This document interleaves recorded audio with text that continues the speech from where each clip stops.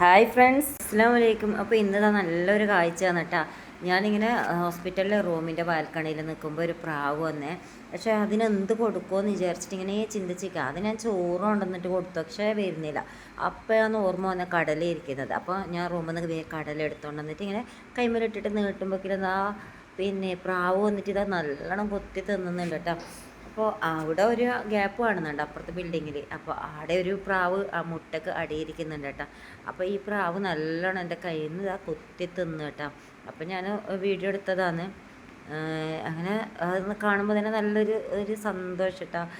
എന്നിട്ട് പിന്നെ അതിങ്ങനെ പറന്നിട്ട് ആദ്യം പോയി, പിന്നെ വീണ്ടും രണ്ടാമത് എൻ്റെ അടുത്തേക്ക് തന്നെ ആയിട്ട് വരുന്നുണ്ട്.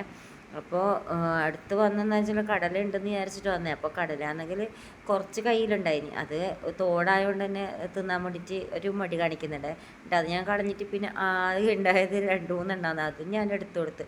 പിന്നെ നോക്കിയതാ ആടുന്ന് നോക്കുന്നുണ്ട് ആ ഒരു പ്രാവ്. അപ്പോൾ അവിടെ മുട്ടക്കടിയിരിക്കുന്ന പ്രാവാണ്.